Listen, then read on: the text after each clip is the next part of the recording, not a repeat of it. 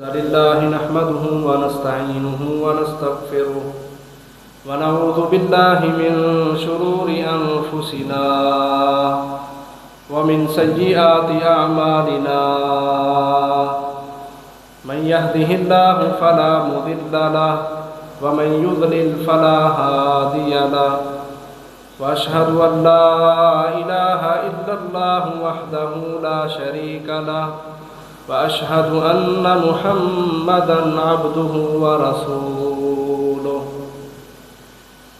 أرسله بالحق بشيرًا ونذيرًا بين يدي الساعة من يطع الله ورسوله فقد رشد ومن يعص الله ورسوله فقد غوى فإنه لا يضر إلا نفسه ولا يضر الله شيئا نسأل الله ربنا تبارك وتعالى أن يجعلنا ممن يطيعه ويطيع رسوله ويتبع رضوانه ويجتنب سخطه فإنما نحن به وله يا أيها الذين آمنوا اتقوا الله حق تقاته ولا تموتن إلا وأنتم مسلمون يا أيها الناس اتقوا ربكم الذي خلقكم من نفس واحدة وخلق منها زوجها وبث منهما رجالا كثيرا ونساء واتقوا الله الذي تساءلون به والأرحام إن الله كان عليكم رقيبا يا أيها الذين آمنوا اتقوا الله وقولوا قولا سديدا يصلح لكم أعمالكم ويغفر لكم ذنوبكم ومن يطع الله ورسوله فقد فاز فوزا عظيما أما بعد فإن خير الحديث كتاب الله وخير الهدي هدي محمد وشر الأمور محدثاتها وكل محدثة بدعة وكل بدعة ضلالة وكل ضلالة في النار فقال الله تبارك وتعالى في القرآن المجيد يا نساء النبي لستن كأحد من النساء إن اتقيتن فلا تخضعن بالقول فيطمع الذي في قلبه مرض وقلن قولا معروفا وقرن في بيوتكن ولا تبرجن تبرج الجاهلية الأولى وأقمن الصلاة وآتينا الزكاة وأطعنا الله ورسوله إنما يريد الله ليذهب عنكم الرجس أهل البيت ويطهركم تطهيرا واذكرن ما يتلى في بيوتكن من آيات الله والحكمة إن الله كان لطيفا خبيرا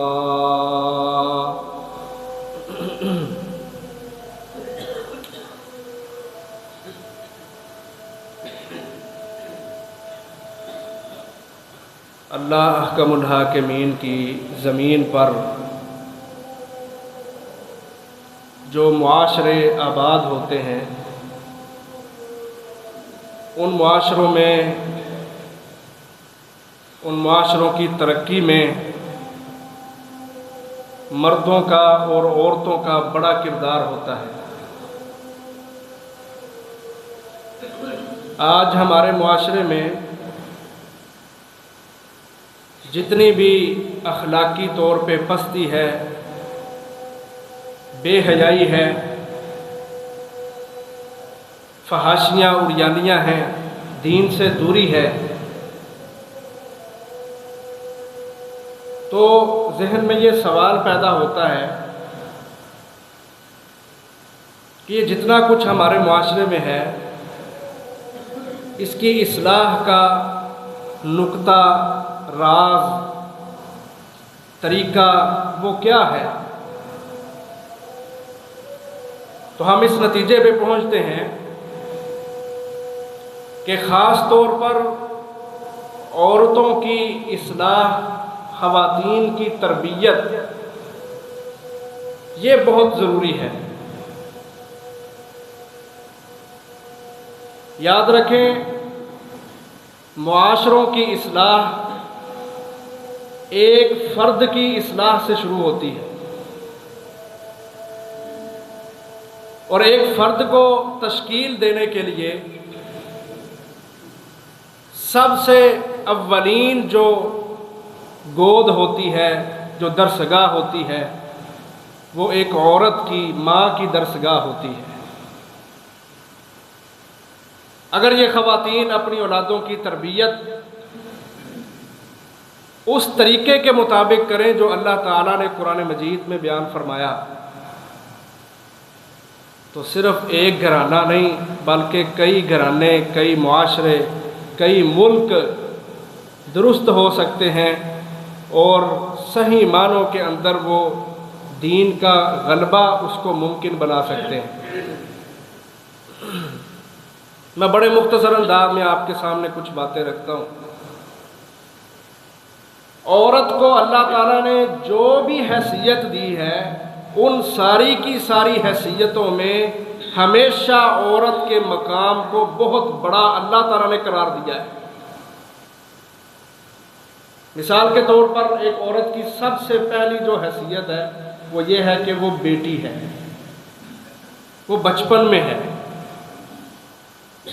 زمانہ جاہلیت میں ہوتا تھا، جس کے گھر میں بیٹی پیدا ہوتی تھی اس کا منہ کالا سیاہ ہو جاتا، وہ غصے سے بھر جاتا، اس کو نفرت آتی، گھن آتی کہ میرے گھر میں بیٹی پیدا ہو گئی ہے۔ اللہ تعالیٰ نے قرآن مجید میں اس چیز کا نقشہ کھینچا ہے۔ وَإِذَا بُشِّرَ أَحَدُهُم بِالْأُنثَىٰ ظَلَّ وَجْهُهُ مُسْوَدًّا وَهُوَ كَظِيمٌ يَتَوَارَىٰ مِنَ الْقَوْمِ مِنْ سُوءِ مَا بُشِّرَ بِهِ، کہ جب ان میں سے کسی بندے کو بیٹی کی پیدائش کی خوشخبری دی جاتی ہے تو اس کا چہرہ سیاہ ہو جاتا ہے، غصے سے بھر جاتا ہے، اور لوگوں سے چھپتا پھرتا ہے کہ لوگ مجھے کیا کہیں گے۔ میں یہ چیز آپ کے سامنے رکھ رہا ہوں کہ وہ عورت جو ابھی بیٹی ہے، بچپن میں ہے، تو بچپن میں ہی اسلام نے اس کو کیا مقام دے دیا ہے،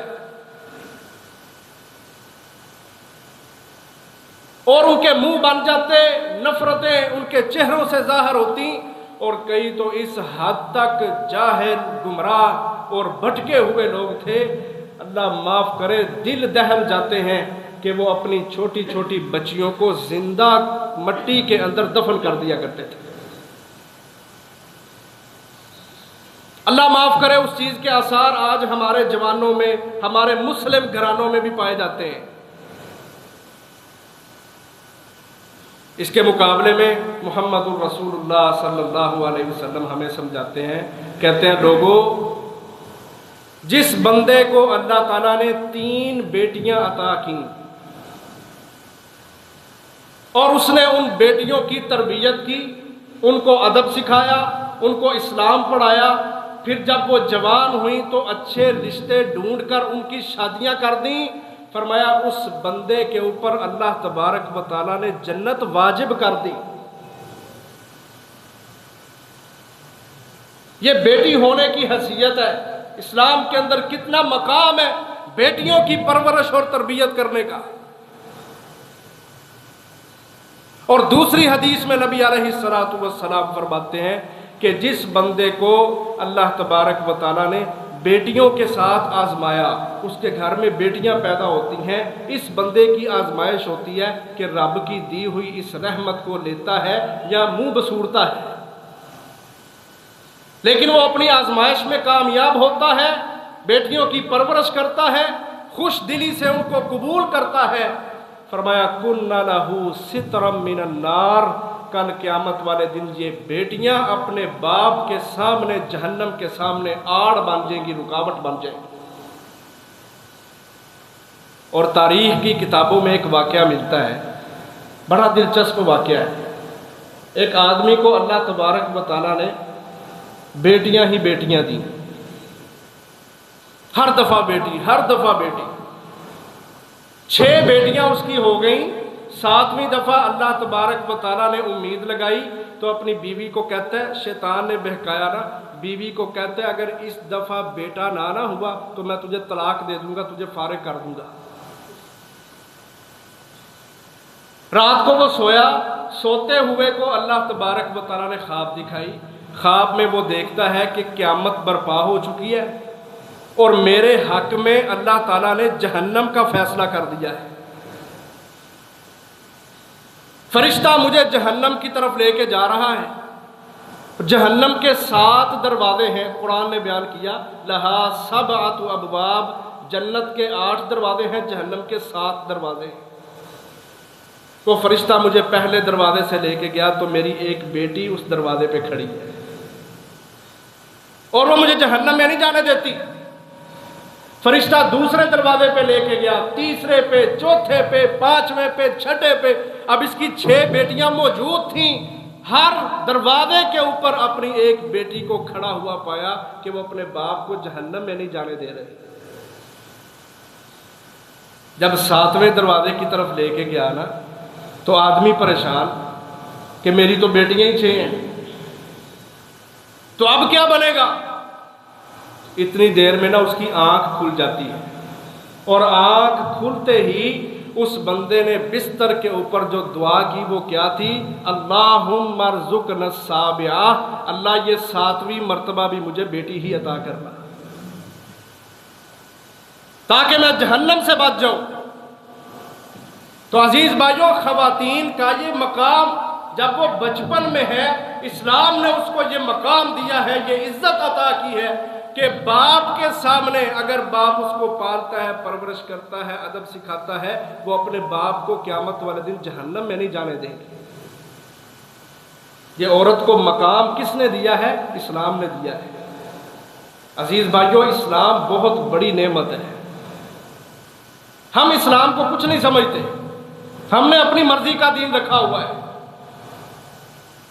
हमें सिर्फ एक नमाज है जिसके अंदर हमें ख्वाहिश होती है कि जी हमने नमाज उस तरह अदा करनी है जैसे मोहम्मद रसूलुल्लाह ने अदा की है सल्लल्लाहु अलैहि वसल्लम। उससे हट के हमारी मईशत हो, तिजारत हो, सियासत हो, मुआशरत हो, कारोबार हो, लेन देन हो, खुशी गमी हो, हर चीज़ के अंदर वल्लाह है हमने इस्लाम को धक्का मारा हुआ है और यहूदियत को, ईसाईयत को, सोशलिज्म को, लिबरलिज्म को, सेकुलरिज्म को हमने अपनी खुशियों में, अपनी गमियों में दाखिल किया हुआ है। अल्लाह के नबी ने कहा था कि जो कौम मेरी सुन्नत को छोड़ देगी जिल्लत उसका मुकद्दर बन जाएगी। फिर आगे चले, जब ये बेटी जवान होती है तो फिर इसके लिए फिर नए अहकाम है कि अब ये जवान हो गई है, बालिगा हो गई है। अब इसके ऊपर जो सबसे पहला अल्लाह की तरफ से इसके लिए हुक्म है वो ये है कि ये अपने आप को पर्दे के अंदर रखे। इसका मुंह नंगा ना हो, इसका जिस्म नंगा ना हो, इसके सतर वादे ना हो। बापर्दा माहौल इस्लाम देता है, इस्लाम हुक्म देता है। और जो चीजें अजीज होती हैं, प्यारी लगती हैं, कीमती होती हैं, अच्छी होती हैं, उन चीजों की ही तो हिफाजत की जाती है, उनको ही तो संभाल के रखा जाता है। इस्लाम ने यह मकाम दिया औरत को कि तूने मुआशरे ठीक करने हैं, तूने अफराद की इस्लाह करना है, इसलिए सबसे पहले तेरे ऊपर जो चीज लाजिम है वो ये है कि अपनी जिंदगी के अंदर पर्दे को शामिल कर। पर्दे को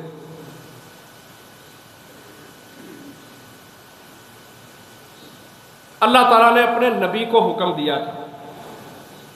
अल्लाह माफ करे, उम्महातुल मोमिनीन या सहाबियात, ہم ان کے بارے میں کسی بھی طرح کا غلیظ اور مکروہ چہرہ نہیں رکھتے۔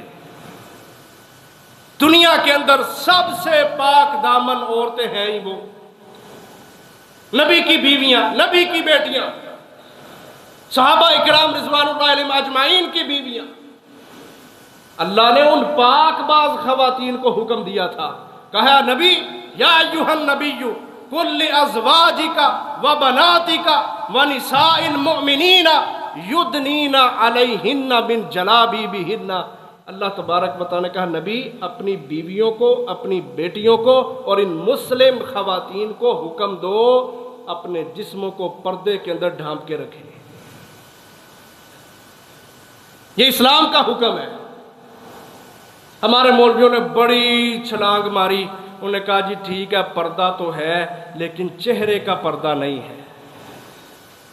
وہ بندے کو اللہ نے عقل بھی تو دی ہے نا۔ ہم اپنی عقل سے ہی سوچ لیں کہ جب یہ عشق مشوقیوں کے چکر چلتے ہیں ہمارے معاشروں کے اندر، اور نوجوان مرد ہو، نوجوان عورت ہو، وہ اپنی حیا کو، شرم کو، ہر چیز کو پسے پشت پھینک کے جب اس طرح کے چکر ملاتے ہیں تو کس چیز کو دیکھ کے ان کے اندر ابھار اور خواہشات پیدا ہوتی ہیں؟ چہرہ ہی تو دیکھا جاتا ہے۔ پورے جسم کے اندر محور و مرکز چہرہ ہی تو ہوتا ہے۔ یہ شرعی پردہ ہے، شرعی پردہ، اور چہرہ ننگا ہے۔ میں ایک دلیل آپ کے سامنے رکھتا ہوں۔ ہم رشتہ دیکھنے جاتے ہیں نا، منگنیاں کرنے جاتے ہیں، جس منڈے دا بیاہ ہے وہ گھر بیٹھا ہے، سارا وہ ٹبر جس سے اس لڑکی نے پردہ کرنا ہے وہ سارے جا کے کیا دیکھتے ہیں؟ چہرہ۔ وہ سارے منہ دیکھنے جاتے ہیں۔ حضرت مغیرہ بن شعبہ رضی اللہ عنہ اللہ کے نبی علیہ السلام کے پاس آ کے کہتے ہیں اللہ کے رسول میں نے نا منگنی کر لی ہے، میری منگنی ہو گئی۔ تو اللہ کے نبی ان کو کیا کہتے ہیں؟ کہتے ہیں مغیرہ کیا تو نے اپنی منگیتر کو دیکھا ہے؟ بات کو سمجھنا۔ تو کہتے ہیں اللہ کے رسول میں نے تو نہیں دیکھا۔ آپ نے فرمایا تو جا ان کے گھر، اپنی منگیتر کا چہرہ دیکھ، فَإِنَّهُ أَحْرَىٰ أَن يُعْدَمَ بَيْنَكُمَا، یہ اس چیز کے زیادہ لائق ہے کہ تو اس کا چہرہ دیکھ لے گا، وہ تیرا چہرہ دیکھ لے گی، تو دلی طور پہ تم آپس میں ایک دوسرے کے ساتھ متفق ہو جاؤ گے، موافقت اختیار کر لو گے۔ اگر چہرے کا پردہ نہ ہوتا تو نبی علیہ السلام کو کیا ضرورت تھی مغیرہ بن شعبہ کو حکم دینے کی کہ جاؤ اور جا کے دیکھ کے آؤ؟ اور اللہ معاف کرے مغیرہ بن شعبہ نے جا کے کیا دیکھنا تھا؟ چہرہ ہی تو دیکھنا تھا۔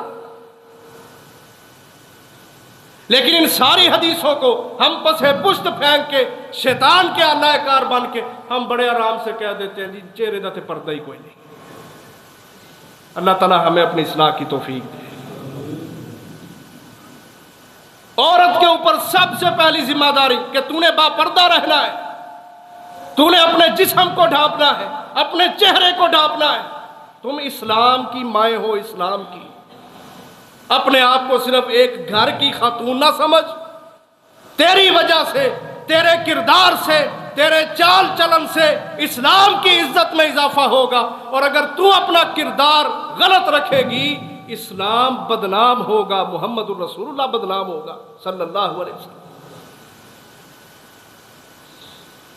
اور اپنے آپ کو ہمیشہ کفر کے سامنے مضبوط کرنے کے لیے تیار کرو۔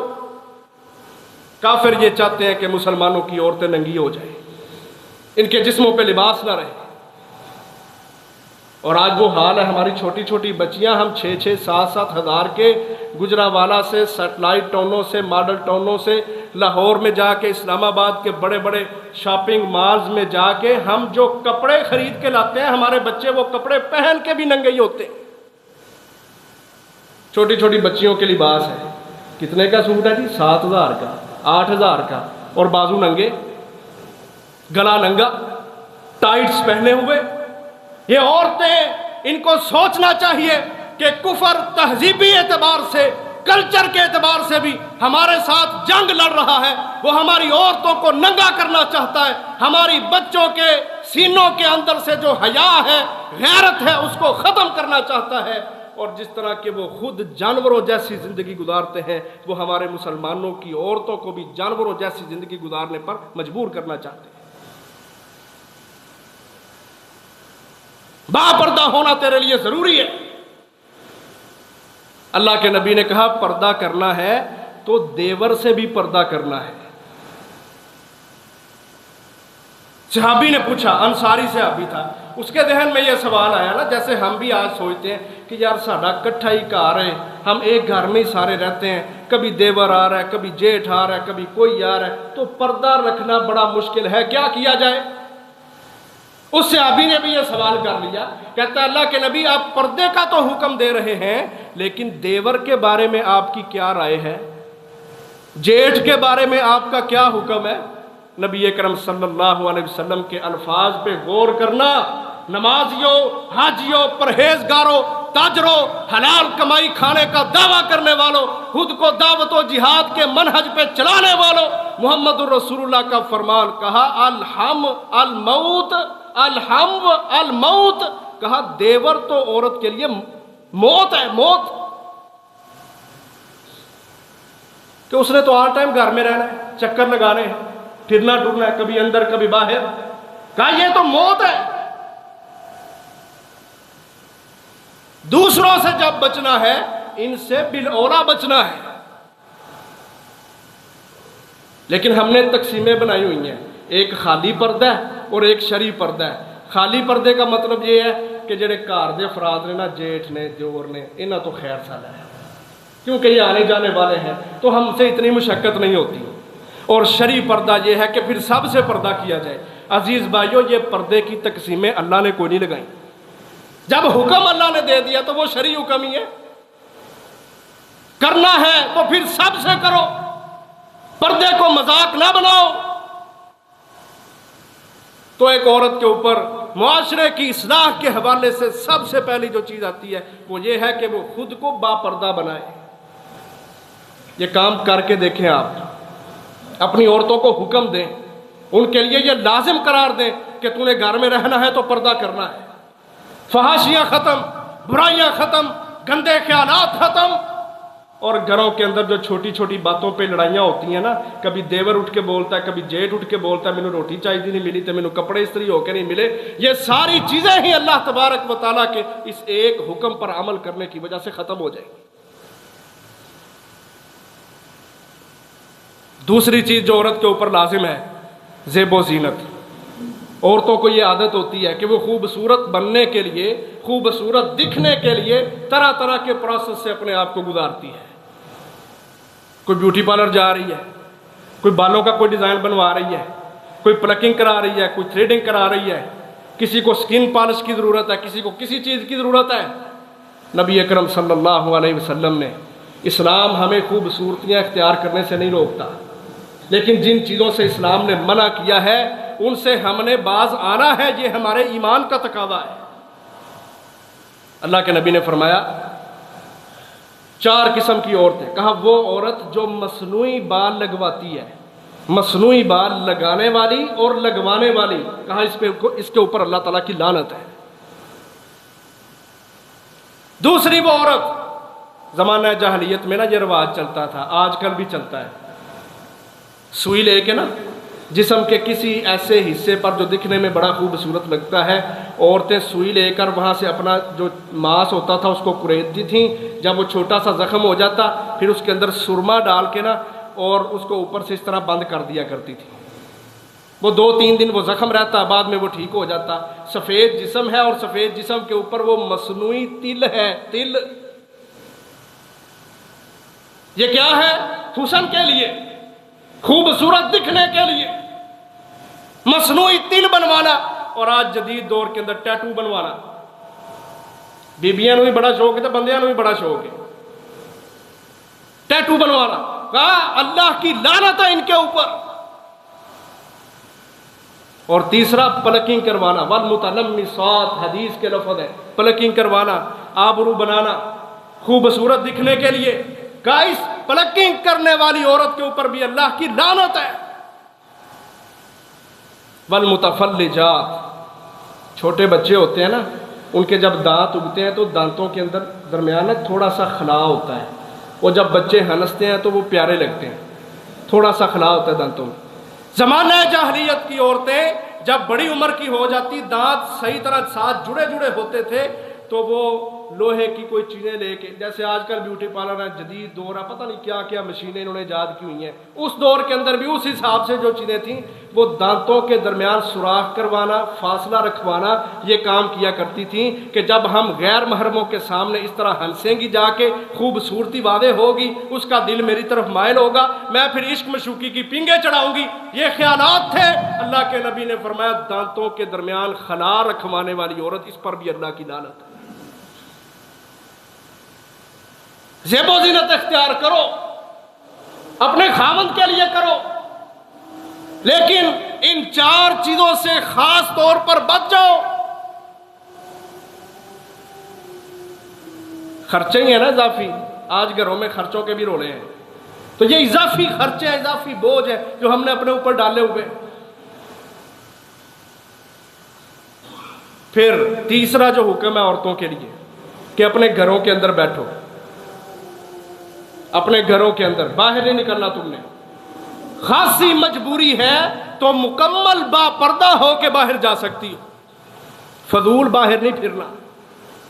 کئی عورتوں کو عادت ہوتی ہے، یا اب عید کے دن آ رہے ہیں نا قریب، 16واں روزہ ہے آج، تے اونا بازار دے وچ رش بندیاں دا نہیں جنہ جنانیاں دا، شوق ہے۔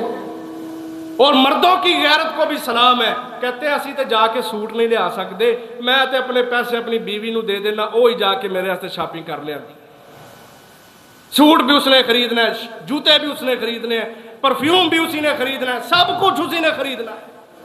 اللہ کے نبی فرماتے ہیں جب فتنوں کے دور ہو نا، فتنوں کے دور، تو پھر عورت کے لیے اور مرد دونوں کے لیے اللہ کے نبی نے نسخہ بتایا، کہا سلامت الرجل من الفتنۃ ان یلزم بیتہ، فتنوں سے اگر سلامتی چاہتے ہو تو اپنے گھروں کے اندر رہا کرو۔ والزموا اجواف البیوت، کہا اپنے گھروں کے صحن کو، اور گھر کے اندر جو سب سے اینڈ والا کمرہ ہے نا، والزموا، اس کمرے کو لازم پکڑو، وہاں پہ رہا کرو۔ باہر نکل کے تمہیں دانشور بننے کی ضرورت نہیں۔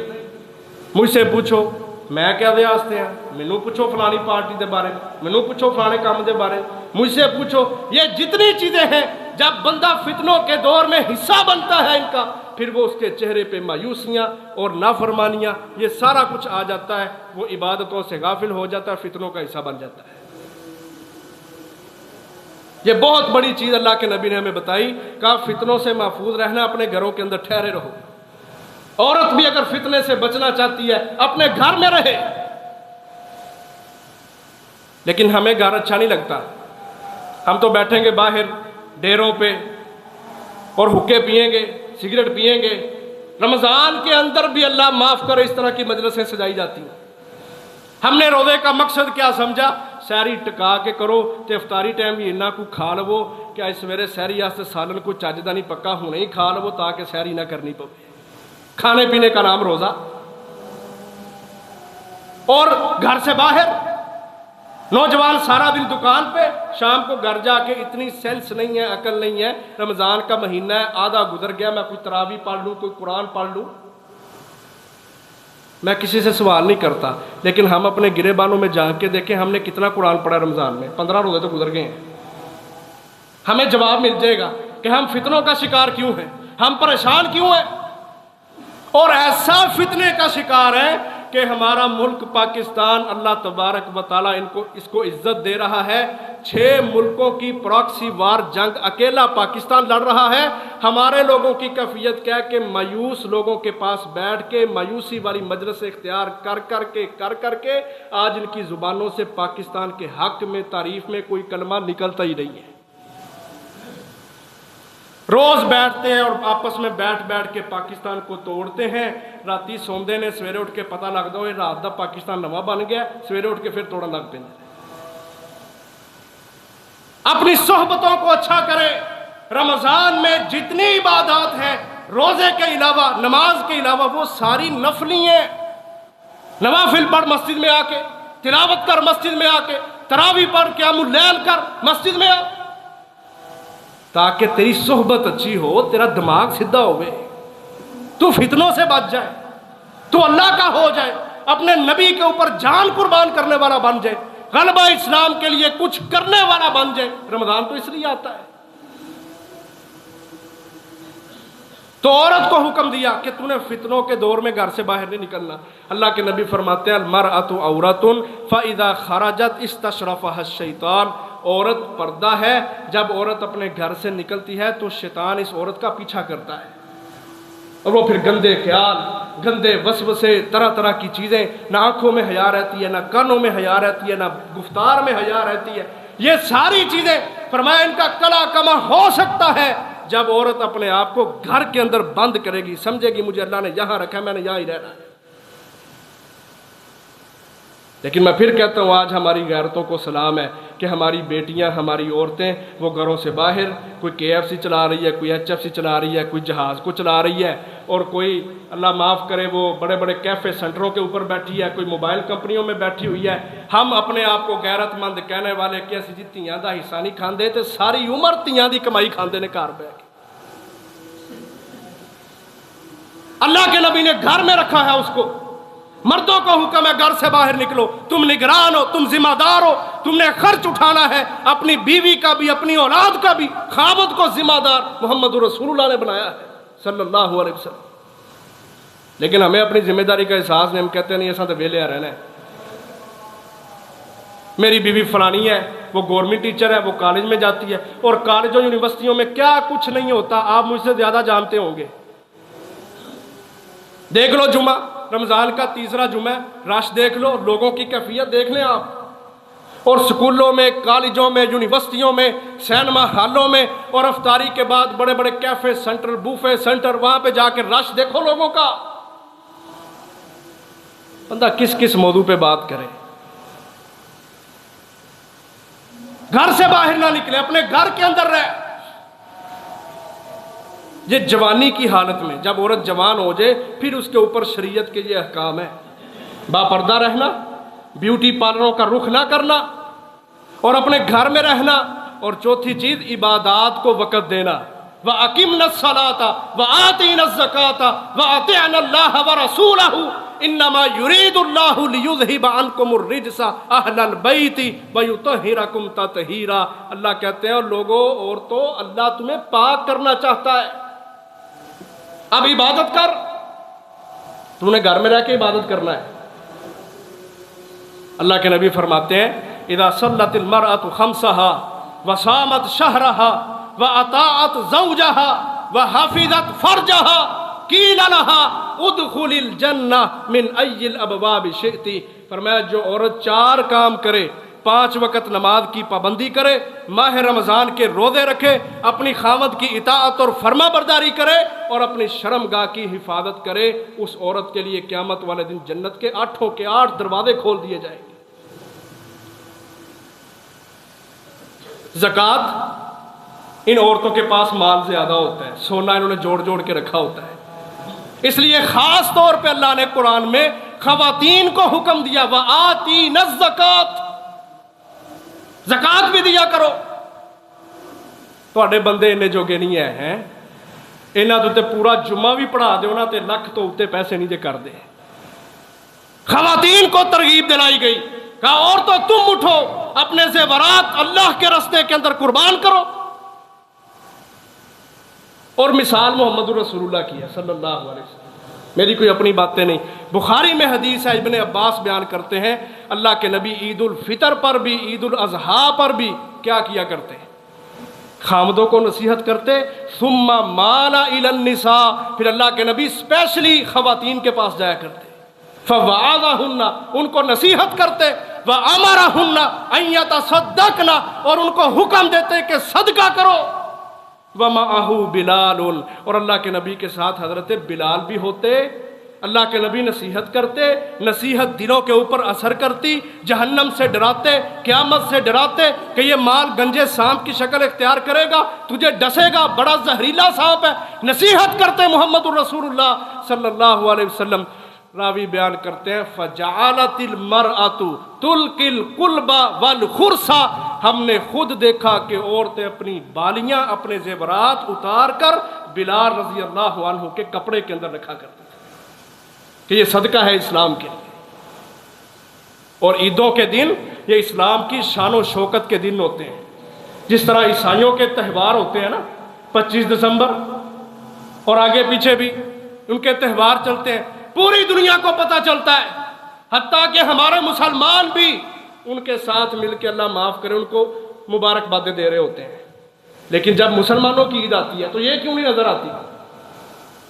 اس لیے اللہ کے نبی علیہ السلام عیدوں کے دنوں کے اندر مسجد نبوی کے اندر اللہ اکبر تالے نہیں لگتے تھے، تالے نہیں لگتے تھے، پابندیاں نہیں لگتی تھیں، چارٹ نہیں لکھے جاتے تھے تو آ جا تو نہ آنا، یہ چارٹ اللہ کے نبی کی مسجد میں نہیں تھے۔ اللہ کے نبی کی مسجد عیدوں کے دن جو شان کے دن تھے، شوکتوں کے دن تھے، مسلمانوں کے فخر کے دن ہوا کرتے تھے، محمد الرسول اللہ مسجد نبوی میں صحابہ اکرام رضوان اللہ علیہم اجمعین کو جہاد کی ٹریننگ کروایا کرتے تھے کہ مسلمان تیری عزت جہاد میں۔ یہ حدیثیں ہیں، یہ کوئی میری باتیں نہیں ہیں۔ ہم نے وہ شان و شوکت چھوڑ دی۔ اللہ کے نبی کا خاص طور پر عیدوں کے موقع پہ خواتین کو کہنا کہ صدقہ کرو، خیرات کرو تاکہ تمہارے مالوں سے اسلحے خریدے جائیں۔ اعدوا لهم ما استطعتم من قوہ کے اوپر عمل کیا جائے اور دنیا کفر کے اوپر دھاک بٹھا دی جائے کہ جو لشکر محمدی ہوتا ہے نا وہ کبھی مغلوب نہیں ہوتا، وہ ہمیشہ غالب رہتا ہے۔ ہم نے ان چیزوں کو نا بھلا دیا ہوا ہے۔ ایک ہوتا ہے بندے جان کے کر دینا، ایک ہوتا ہے بھلا دیا ہے، یعنی وہ سبق پڑھا ہی نہیں، کبھی دیکھا ہی نہیں، کبھی سنا ہی نہیں، کبھی ہمت ہی پیدا نہیں ہوئی کہ ہم اپنی مسجدوں کے اندر یہ ماحول بنائیں۔ ہم تو غصے کرتے ہیں جو جہاد کے لیے ہمارے پاس آ جائے، فنڈ کے لیے آ جائے، غزہ کے لیے آ جائے، اتنی اتنی لمبی زبانیں، اتنے اتنے منہ، نہیں دیکھتے ہم کہ ہم بات کس کو کر رہے ہیں۔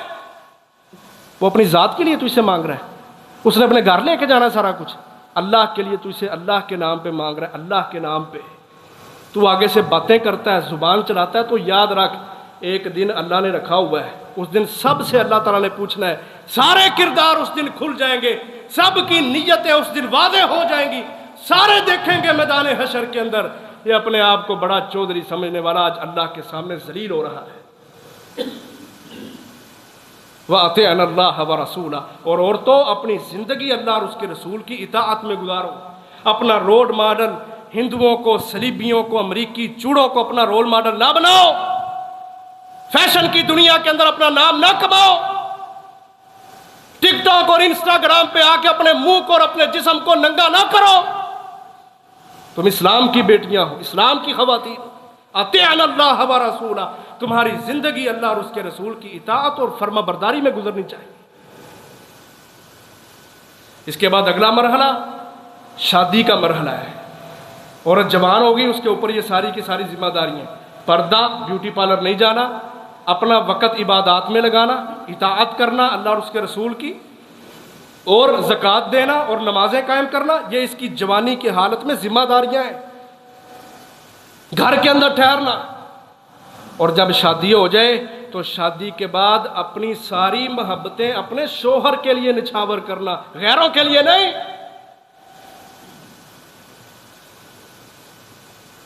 اپنے خاوند کی فرما بردار بننا، اس کی اطاعت کرنا، اس کی فرما برداری کرنا۔ نبی اکرم صلی اللہ علیہ وسلم نے کہا تھا کہ بہترین عورت بیوی وہ ہوتی ہے اذا نظر الیہا سرتہ، کہ جب اس کا خامد اس کو دیکھے وہ اس کیفیت میں ہو، ایسا اچھے سے استقبال کرے کہ خامد خوش ہو جائے۔ یہاں خامد گھر آتے ہیں تو بی بی نے پہلے ہی سر تے پگ بلی ہوندی، میرے سر میں درد ہے، میری وکھی اچ پیڑ ہے، میرے میدے درد ہے، میری ٹانگاں درد ہے۔ یہ سارے ماحول خواتین کو سوچنا چاہیے۔ اللہ کے نبی کہتے ہیں بہترین خزانہ، بہترین سرمایہ، دنیا کی بہترین عورت وہ ہے کہ جب اس کا خامد اس کو دیکھے وہ اس کیفیت، اس احساس میں ایسے سج سنور کے بیٹھی ہو کہ خامد خوش ہو جائے۔ خامد حکم دے تو فوراً اطاعت کرے، خامد گھر میں نہیں ہے، اس کی اولاد کی، اس کے مال کی حفاظت کرے، یہ ذمہ داری ہے عورت کی۔ ایک حدیث میں اللہ کے نبی فرماتے ہیں صحابہ کو، کیا میرے صحابہ کیا میں تجھے جنتی عورت کے بارے میں نہ بتاؤں؟ صحابہ نے کہا اللہ کے نبی کیوں نہیں؟ کہا جنتی عورت وہ ہے، ذرا غور سے سننا، آج تسی بڑے خوش ہونا ہے تو تمہیں گھر جا کے بھی سنانی ہے، غور سے سننا۔ کہا جنتی عورت کون ہے؟ صحابہ نے کہا بتائیں۔ اللہ کے نبی فرماتے ہیں جنتی عورت وہ ہے جو اپنے خامند سے زیادہ محبت کرنے والی ہے اور زیادہ بچے جننے والی ہے۔ بہترین عورت، جنتی عورت، محمد رسول اللہ کا فرمان، اس کے اوپر نبوت کی مہر ہے، بالکل سچی اور کھری بات۔ زیادہ محبت کرنے والی اور زیادہ بچے پیدا کرنے والی، فیملی پلاننگ نہ کرنے والی، بچے دو ہی اچھے اس کا نعرہ نہ لگانے والی۔ یہ تو یہودیوں عیسائیوں کے کلچر ہے۔ اسلام تو کہتا ہے زیادہ بچے پیدا کرنے والی عورتوں سے نکاح کرو۔ جہادی زیادہ ہو، مجاہد زیادہ ہو، علماء زیادہ ہو، دنیا سے کفر کا خاتمہ ہو، شرک کا خاتمہ ہو، توحید سر بلند ہو، بدعات کا کلا کما ہو جائے، دنیا کے اندر اسلام پوری دنیا کا ایک مذہب بن جائے، دنیا کے اوپر راج کرنے والا، قیادت کرنے والا بن جائے۔ اس لیے اسلام کہتا ہے ان عورتوں سے شادیاں جو زیادہ بچے پیدا کر رہے ہیں۔ یہ جنتی عورت ہے۔ اور ایک نشانی بیان کی کہ اگر اس کا خامند ناراض ہو جائے تو وہ رات کے وقت اپنا ہاتھ اپنے خامند کے ہاتھ میں دے دے اور کہہ دے میں اس وقت تک نہیں سوؤں گی جب تک آپ راضی نہیں ہوتے۔ کہا یہ جنتی عورتوں کی نشانیاں ہیں۔ میں اس کے اوپر تبصرہ نہیں کرتا، لمبی چوڑی بات ہو جائے گی، لیکن یہ جنتی عورت کی نشانیاں ہمارے نبی نے بتائی ہیں۔ اور ایک حدیث میں فرمایا، کہا یا معاشر النساء، اے عورتوں کی جماعت، اگر تم جان لو کہ تمہارے اوپر، تمہارے ذمہ، تمہارے خامدوں کے کیا حقوق ہیں اور ان حقوق کو پورا کرنے میں اللہ نے کیا اجر و ثواب رکھا ہوا ہے، کہا اگر عورتوں کو اس اجر و ثواب کا پتہ چل جائے تو یہ اپنے خامد کے قدموں پہ پڑی ہوئی گرد و غبار کو اپنے رخساروں کے ساتھ صاف کرے۔ حوالوں کا ذمہ دار ہوں، ابن حبان کی حدیث ہے، مستدرک حاکم میں آتی ہے، مجمع الزوائد میں آتی ہے، سلسلہ صحیحہ میں آتی ہے، طبرانی کے اندر آتی ہے۔ اللہ کے نبی کا فرمان، اگر عورت کو پتہ چل جائے کہ خامد کے حقوق پورے کرنے میں اللہ نے کیا اجر رکھا ہے، اپنے خامد کے قدموں کی گرد و غبار کو اپنے رخساروں کے ساتھ صاف کرے۔ یہ اس کے اوپر، یہ اس کی ذمہ داری ہے، اس سے معاشرے اچھے ہوں گے۔ اور پھر جب اللہ اس کو اولاد دے دے، آخری بات، تو پھر اپنا سارا وقت تربیت اولاد کے اوپر لگائے۔ یہاں سے اصلاح ہونی ہے، یہاں سے معاشرے بدلے ہیں، جو میں نے شروع میں بات کی تھی۔ ہر عورت اگر اپنی ذمہ داری سمجھے، اپنی اولاد کی، اپنی نسل کی، جس طرح کھانے پینے کی حفاظت کرتی ہے، اس سے کہیں بڑھ کے ان کے دین کی، ان کے ایمان کی، ان کی عبادتوں کی حفاظت کرے، یہ عورت کی ذمہ داری ہے گھر میں رہ کے۔ امام احمد بن حنبل رحمہ اللہ، ان کا لقب ہے امام اہل سنت والجماعہ، یہ امام احمد بن حنبل کا لقب ہے۔ ابھی بچپن کی حالت میں تھے، باپ فوت ہو گیا، تو ماں کی تربیت کا شاندار انداز کیا ہے۔ اور تو سن لو اس بات کو، امام احمد بن حنبل رحمہ اللہ جو بڑے پائے کے امام ہیں، ان کی والدہ نے ان کی کیسی تربیت کی۔ صبح فجر کے وقت ان کو اٹھایا کرتی، سردی ہوتی کوئلے جلا کے، بالن اکٹھا کر کے، آگ بال کے، پانی گرم کرتی، ان کو وضو کراتی، ان کو کپڑے پہناتی، خود برقع پہن کے بغداد کی تاریک اور سرد گلیوں میں اپنے بیٹے کو ساتھ لے کے فجر کے لیے مسجد کے اندر چھوڑ کے آتی۔ تو دیکھ لو اللہ نے اس امام کو کچھ چھوٹا درجہ دیا۔ مسند امام احمد بن حنبل کے نام سے، مسند احمد جسے ہم کہتے ہیں، حدیث کی کتاب، جتنی بھی ذخیرہ حدیث کی کتابیں ہیں، سب سے بڑی اور جامع ترین کتاب مسند احمد بن حنبل رحمہ اللہ ہے۔ یہ اعزاز کیسے ملے؟ کہ ماں کی تربیت کا پیچھے شاندار انداز ہے۔ 10 سال کی عمر تھی، قرآن مجید کے مکمل حافظ بن چکے تھے۔ ہماری شاد و نادر مثالیں ملتی ہیں ہمارے معاشرے میں کہ چھوٹا بچہ اور حافظ قرآن ہے۔ 10 سال کے احمد بن حنبل 1,00,000 حدیث زبانی یاد کرنے والے، 10 سال کی عمر ہے، 1,00,000 حدیث بھی یاد ہے اور قرآن مجید کے پورے 30 پارے زبانی یاد ہے۔ عورتوں کو اس طرح کا کردار بنانا چاہیے۔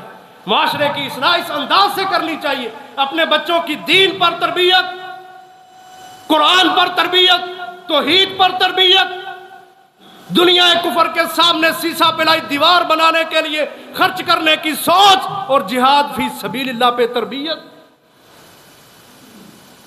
حضرت خنسہ رضی اللہ عنہ، حضرت عمر کا دور ہے، جنگ قادسیہ ہو رہی ہے، جنگ قادسیہ حضرت عمر کا دور، حضرت خنسہ رضی اللہ عنہ کے 4 بیٹے ہیں جوان، صرف 4 بیٹے، خامند بھی فوت ہو چکا ہے اور کوئی رشتہ دار بھی کوئی نہیں، 4 کڑیل جوان بیٹے۔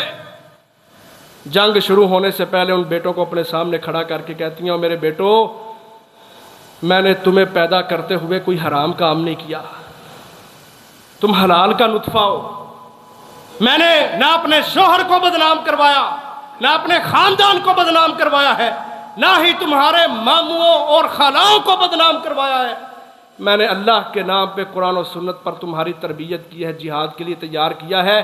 آج قادسیہ کا میدان سرگرم ہے، تم 4 نے میدان میں جانا ہے، واپس مڑ کے کوئی بھی نہ آئے۔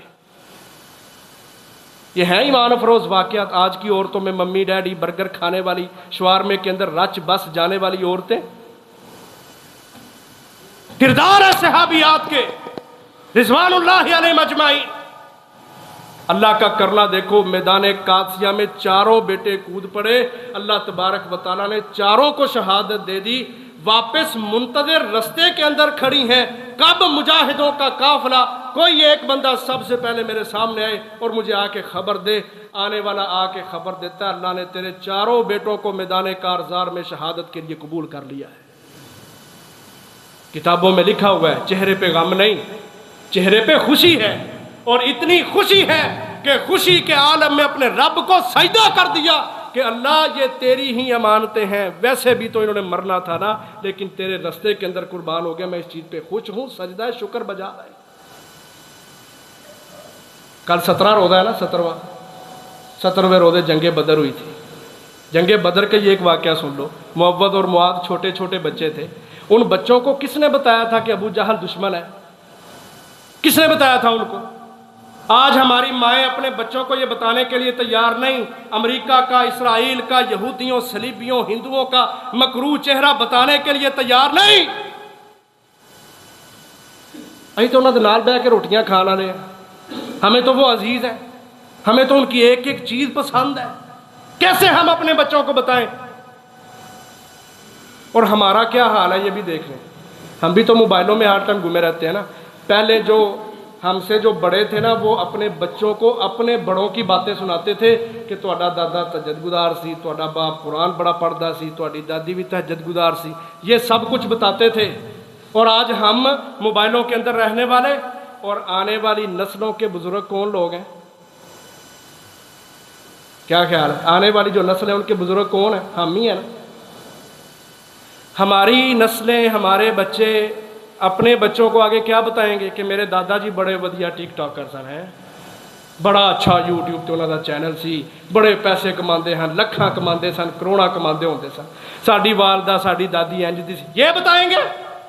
شرمندگی نہیں، چہرے پہ کالک نہیں۔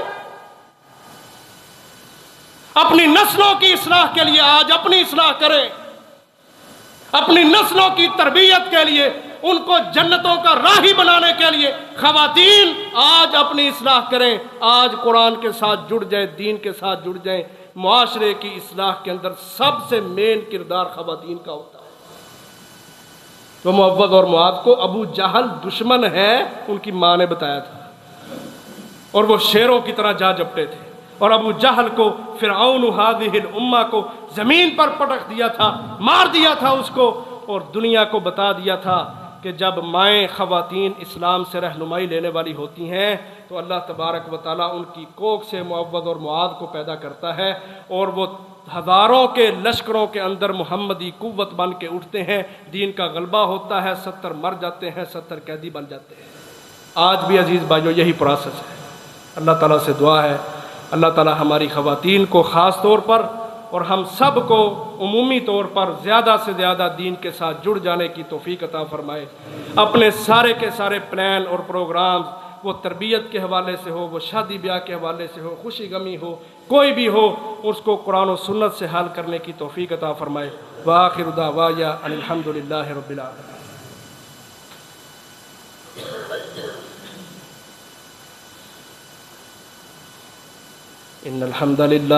إن الحمد لله نحمده ونستعينه ونستغفره ونعوذ بالله من شرور أنفسنا ومن سيئات أعمالنا من يهده الله فلا مضل له ومن يضلل فلا هادي له وأشهد أن لا إله إلا الله وحده لا شريك له وأشهد أن محمدا عبده ورسوله اللهم صل على محمد وعلى آل محمد كما صليت على إبراهيم وعلى آل إبراهيم إنك حميد مجيد اللهم بارك على محمد وعلى آل محمد كما باركت على إبراهيم وعلى آل إبراهيم إنك حميد مجيد اللهم اغفر لنا وللمؤمنين والمؤمنات والمسلمين والمسلمات الأحياء منهم والأموات إنك سميع مجيب الدعوات اللهم طهر قلوبنا من النفاق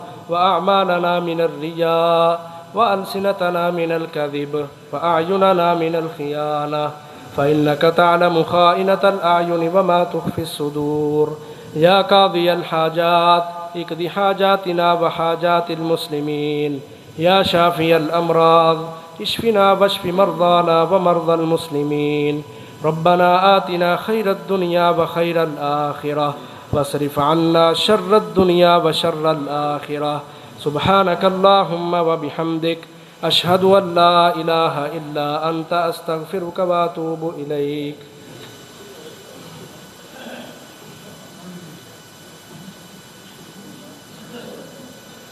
الله أكبر الله أكبر أشهد أن لا